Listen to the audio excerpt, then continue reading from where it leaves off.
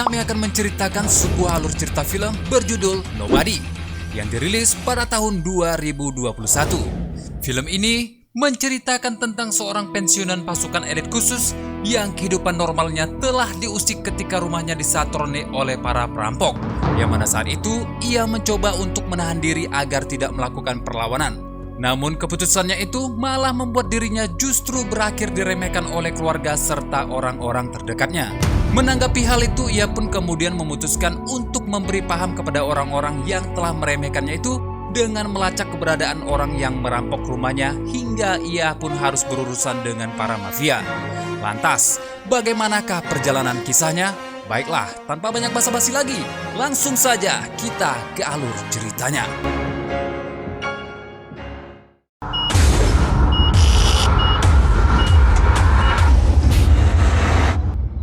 Di awal film, terlihat seorang pria parubaya bernama Hutch Mansell, di mana beliau adalah sosok ayah sekaligus kepala keluarga yang memiliki tanggung jawab untuk memenuhi kebutuhan hidup istri dan kedua anaknya.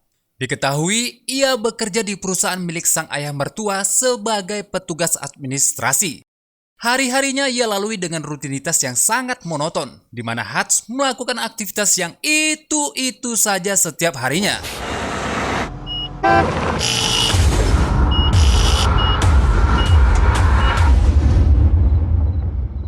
Hingga pada suatu malam, kediaman Hutch pun disatroni oleh dua orang perampok yang terlihat seperti sepasang kekasih.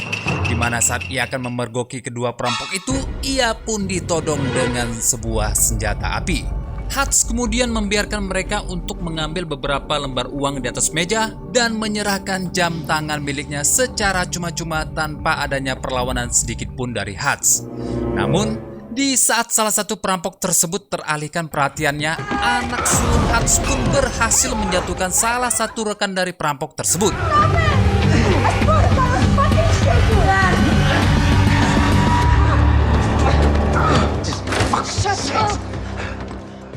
Dan anehnya, Hutch tak sedikit pun memberikan perlawanan kepada kedua perampok itu. Alhasil, sang anak pun merasa kecewa dan mengeluarkan kata-kata yang kurang pantas terhadap ayahnya. What the fuck, Dad?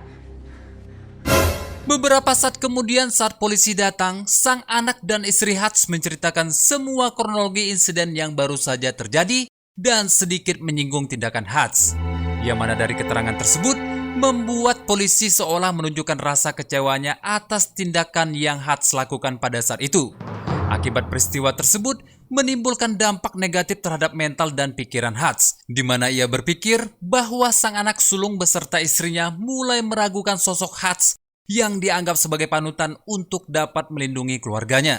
Tak berhenti sampai di situ, tetangga Hutch memberikan sindiran halus dengan mengatakan, "Andai saja perampok tersebut masuk ke rumahku, mungkin aku akan memberikannya sebuah bongeman mentah saat itu juga." Dan ucapan tersebut membuat anak sulung Hutch merasa malu. Tak hanya di rumah, bahkan apa yang dialami oleh Hutch menuai kritikan yang kurang menyenangkan di tempat ia bekerja, di mana sang adik ipar mulai menasehati Hutch dengan bergaya sok jagoan dan seolah dialah makhluk terkuat yang berada di bumi. Lantas, sang adik ipar pun memberikan Hutch sebuah pistol untuk Hutch berjaga-jaga bila mana kejadian tersebut terulang kembali. Berbeda dengan sikap adik ipar, ayah mertuanya ini mencoba memberikan dukungan terhadap Hutch dan membahas tentang rencana Hutch untuk membeli perusahaan miliknya, yang mana sang ayah berencana untuk pensiun dan berniat menjual perusahaan miliknya. Namun dikarenakan harga yang ditawarkan oleh Hutch belum sesuai, beliau pun meminta Hutch untuk mempertimbangkannya kembali. Hutch yang memiliki kontrol atas hidupnya pun mencoba untuk tak menghiraukan cibiran dari beberapa orang terdekatnya. Namun di dalam hatinya sendiri, Hutch justru sangatlah tertekan dengan tindakan yang ia lakukan pada malam itu. Di mana hal tersebut terlihat jelas saat Hutch berbicara dengan teman lamanya melalui radio khusus yang berada di kantornya, yang mana ternyata Hutch tidak melakukan perlawanan pada saat itu, dikarenakan Hutch mengetahui bahwa senjata yang digunakan oleh si perampok sama sekali tak berpeluru. Dan Hatch sendiri menjelaskan secara detail tentang jenis senjata dan tipe apa yang digunakan si pelaku saat sedang beraksi. Dan dari semua alasan tersebut, Hatch menduga bahwa si pelaku adalah sepasang kekasih yang terpaksa merampok karena dilanda masalah ekonomi. Atas insiden yang dialami oleh Hatch, temannya pun meminta untuk tidak bertindak sembarangan. Dan dari pernyataan itu, kita akan dibuat bertanya-tanya tentang siapakah sosok Hatch yang sebenarnya.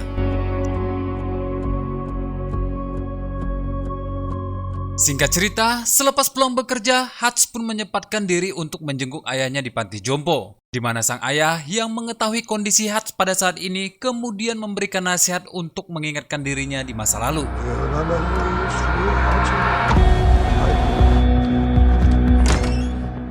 Setibanya di rumah, si bungsu pun mengadukan kepada sang ayah tentang kalung kucingnya yang hilang. Yang mana kalung kucing tersebut diletakkan bersama dengan lembar uang dolar yang mungkin terbawa oleh kedua perampok semalam. Dan disitulah amarah Hatch pun memuncak bagaikan singa yang telah lama kelaparan. Hatch pun kembali mendatangi kediaman sang ayah.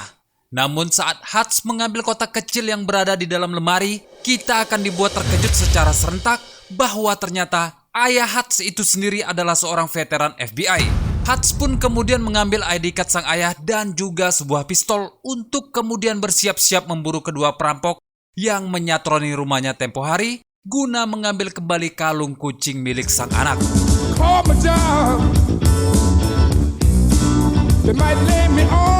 Bermodalkan tato yang ia lihat pada lengan si perampok tempo hari, Hatch pun mendatangi beberapa tempat pembuatan tato untuk melakukan investigasi dengan berpura-pura menjadi agen FBI. Hingga sampailah Hatch pada tempat pembuatan tato yang berada di bawah badan jalan, di mana tempat tersebut diisi dengan para gangster dan seorang pak tua veteran militer. Yang mana saat Hatch menunjukkan kartu identitas FBI milik sang ayah, dengan sangat gampang pak tua ini mengetahui bahwa kartu itu bukanlah milik Hatch dan sudah kadaluarsa. Sontak saja, para gangster yang mendengar perkataan pak tua veteran itu lantas hendak mengintimidasi Hatch dan bermaksud untuk memberinya pelajaran. Hatch pun berusaha menenangkan para gangster dengan menyodorkan beberapa lembar uang hingga terlihatlah sebuah tato di lengan milik Hatch. Thank you for your service. Yang mana itu membuat pak tua veteran ini tiba-tiba ketakutan sambil mengucapkan, "Terima kasih atas pelayanan yang telah kau lakukan selama ini." Pak tua ini pun lantas pergi dan mengunci rapat pintunya lalu memberikan kode kepada rekan-rekannya untuk jangan macam-macam dengan Hatch. Sontak saja, di saat itu mereka pun memberikan informasi yang diminta oleh Hatch tanpa dipungut biaya sepeser pun. Tak butuh waktu lama, setelah mendapat informasi, Hatch pun mendatangi kediaman si perampok yang pada saat itu sedang menikmati makan malamnya, dan dari balik kegelapan, muncullah Hatch yang langsung menggaplok dan menodongkan pistol tepat di kepala pelontos si perampok. Hatch pun meminta jam tangan miliknya, dan di saat Hatch menanyakan kalung kucing milik anaknya, mereka sama sekali tak mengetahui tentang kalung kucing yang dimaksud tersebut. Saat situasi kian memanas dan Hatch hendak menarik pelatuk pistolnya, tiba-tiba saja terdengar tangisan dari seorang bayi, dan disitulah aksi Hatch pun terhenti dan meninggalkan mereka tanpa mendapati kembali kalung kucing milik anaknya. Dengan perasaan kecewa karena emosi yang tak dapat terlampiaskan, Hatch pun pulang dengan menaiki sebuah bus. Namun di tengah jalan, bus yang ia tumpangi tiba-tiba saja berhenti karena diserempet oleh sebuah mobil yang ternyata dikendarai oleh segerombolan domba-domba yang tersesat, di mana mereka malah bersikap arogan masuk ke dalam bus dan mengganggu para penumpang di dalamnya. Hatch yang melihat domba-domba tersesat itu pun kemudian tersenyum karena menganggap mereka adalah kiriman dari Tuhan untuk diluruskan jalannya. Hey, guys.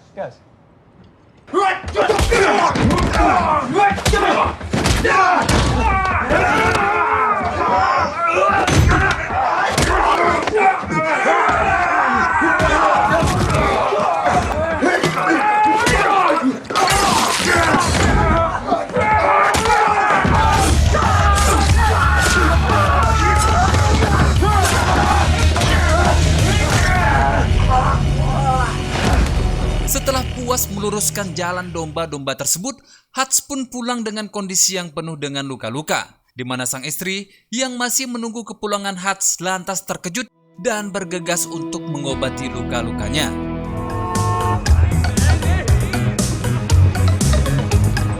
Di sisi lain, terlihat seorang pria bernama Julian yang baru saja datang ke sebuah bar dan berjoget satbor bersama biduan.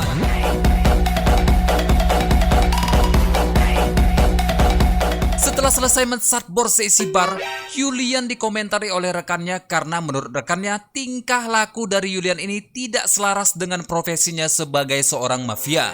Mendengar hal itu, Julian pun marah dan tanpa pandang bulu langsung menunjukkan aksi yang sangat brutal di depan rekannya tersebut.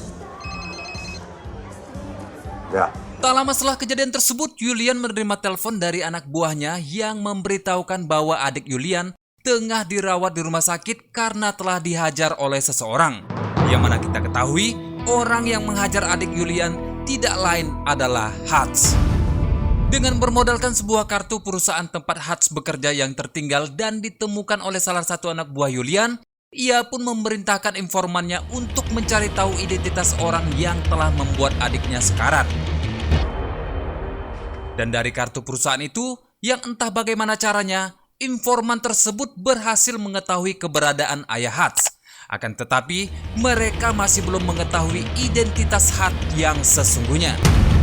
Informan itu pun menghubungi seseorang dari Pentagon untuk mencari informasi tentang Hutz, dan betapa terkejutnya informan itu setelah mengetahui bahwa betapa badas dan berbahayanya sosok Hutz yang sesungguhnya.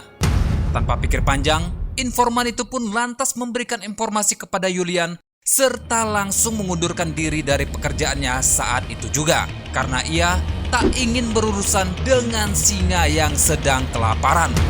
Sementara itu di sisi lain, Hutz menerima telepon dari rekan lamanya yang memberitahukan bahwa Hutz telah menghajar sekelompok pemuda yang mana salah satu dari mereka adalah adik dari Julian. Di mana di sini Hutz sama sekali tidak mengetahui tentang siapakah orang yang bernama Julian itu. Hingga rekannya pun menyarankan Hutz untuk menemui seseorang di tempat cukur rambut. Singkat cerita, tibalah Hutz di tempat cukur rambut yang mana tampak seorang pria sedang dicukur jenggotnya dan bisa saya pastikan bahwa pria inilah yang dimaksud oleh rekan lama Hutz. Pria tersebut pun memberikan informasi tentang Julian yang mana Julian adalah seseorang dari organisasi mafia yang disebut The Opsak. Dan organisasi itu adalah organisasi yang menampung uang dari mafia-mafia Rusia. Dan Julian itu sendiri adalah ketua dari organisasi ini. Di malam harinya saat Hutz sedang makan malam bersama anak dan istrinya, tiba-tiba saja Hutz menyadari bahwa ia didatangi oleh para anak buah Julian yang membawa persenjataan lengkap. Sontak saja, Hutz pun menyuruh istri dan anaknya untuk bersembunyi di basement yang memiliki sistem penguncian rahasia yang sangat canggih, serta Hutz melarang istrinya untuk tidak menghubungi pihak kepolisian. Don't call 911. Dan inilah yang terjadi selanjutnya.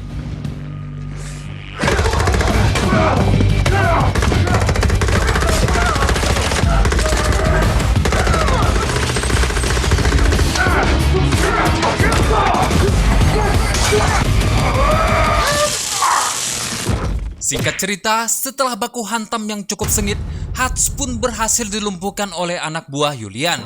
Dengan tangan terborgol, Hutz dimasukkan dalam bagasi mobil dan dibawa menuju tempat Julian berada.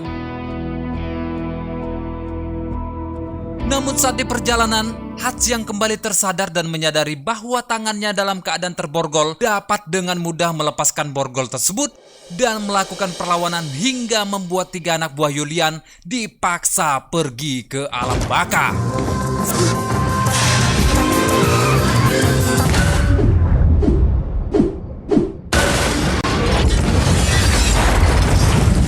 Setelah mengirim 3 anak buah Julian pergi ke alam baka, Hutz pun bergegas kembali ke rumahnya dan tak lupa pula ia menghubungi sang ayah untuk memberitahukan kejadian yang menimpanya itu yang bisa saja berimbas kepada sang ayah.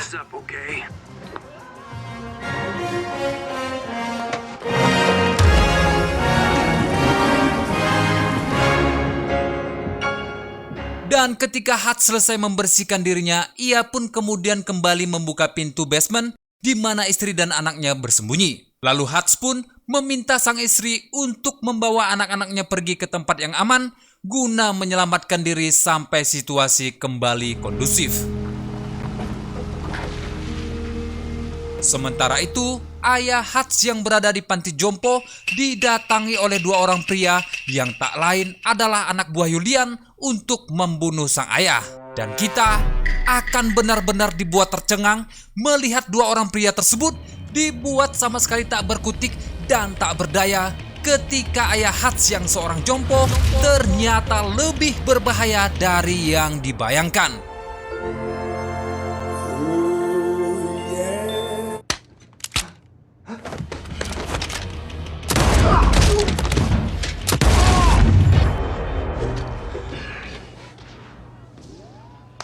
Kembali kepada Hats yang mana setelah istri dan anaknya pergi, Hats kembali ke rumah dan mengambil sebuah kotak yang ternyata isi di dalamnya adalah segepok uang dan emas batangan yang mana itu sisa harta dari pekerjaannya di masa lalu.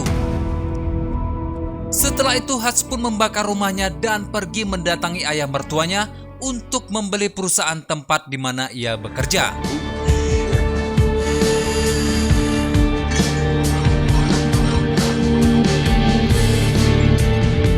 Singkat cerita, setelah Hats mempersiapkan sebuah rencana perang kepada Julian di perusahaan yang telah ia beli dari sang ayah mertua, Hats pun dengan gagah mendatangi tempat penyimpanan uang milik Julian dan dengan santainya membantai puluhan orang bersenjata lengkap. Dan tak hanya itu saja, Hats pun juga membakar semua uang milik rekan-rekan Julian yang mana itu akan membuat Julian bertanggung jawab atas hilangnya uang milik mereka. Tak sampai di situ saja, kegilaan Hats pun berlanjut ketika dia mendatangi bar milik Julian seorang diri dan dengan santainya duduk sembari makan steak di hadapan Julian tanpa ada rasa takut sedikit pun. Namun, di balik tindakan gila dan nekatnya itu, ternyata Hats memiliki rencana cerdik dengan membawa peledak yang telah ia letakkan di atas meja. Dan jika para anak buah Julian berani melawan, maka Hats bisa saja sewaktu-waktu menarik pemicu bom tersebut. Tanpa banyak basa-basi, Hats pun langsung mengungkapkan tujuannya datang ke bar tersebut dan menawari Julian sebuah kesepakatan damai untuk tidak lagi mengusik dirinya dan keluarganya. Serta Hats pun mengatakan kalau dia sudah membakar semua uang dan usaha milik Julian, lalu menyarankan Julian untuk berhenti menjadi mafia dan kembali ke jalan yang lurus. Kemudian, Hats pun dengan santainya berjalan keluar dari bar tersebut dengan harapan Julian mau menerima nasihatnya. Namun yang terjadi malah sebaliknya, di mana ketika Hats berada di dalam mobil dan hendak pergi, Julian malah menembaknya dan menyuruh anak buahnya untuk mengejar Hats.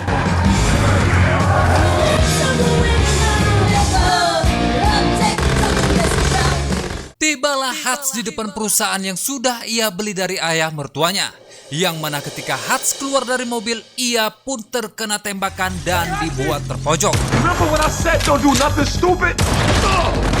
Namun betapa kagetnya Hats karena telah ditolong oleh orang yang ternyata adalah rekan sekaligus anak angkat dari ayahnya.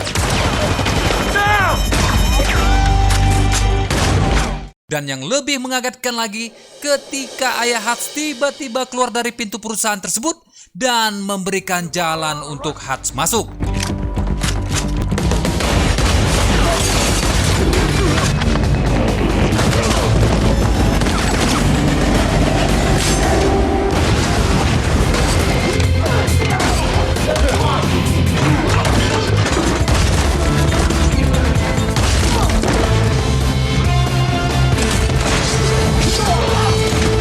Sangat kompak, Hats yang dibantu oleh ayah dan rekan lamanya itu berhasil melumpuhkan satu demi satu anak buah Julian dan tersisalah Julian seorang diri. And your family will pay the price. Namun bukannya menyerah, Julian malah lebih bersemangat dan berhasil menembak rekan lama Hats serta membuat 3 ekor singa yang sedang kelaparan itu terpojok dan kehabisan peluru hingga akhirnya Hutz pun nekat menempelkan peledak pada tameng anti peluru dan perlahan maju mendatangi Julian dan...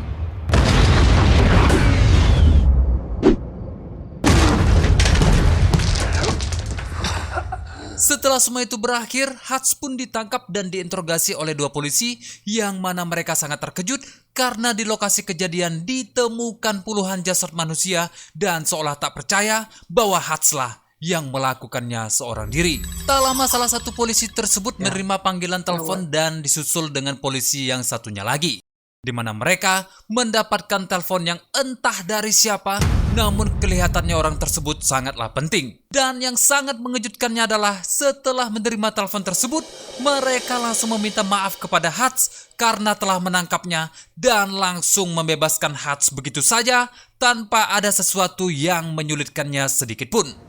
Who the fuck are you? Dan untuk yang terakhir kalinya, polisi itu pun bertanya, Siapa kamu sebenarnya? Nobody. tamat. Ending yang sangat-sangat-sangat menjolak.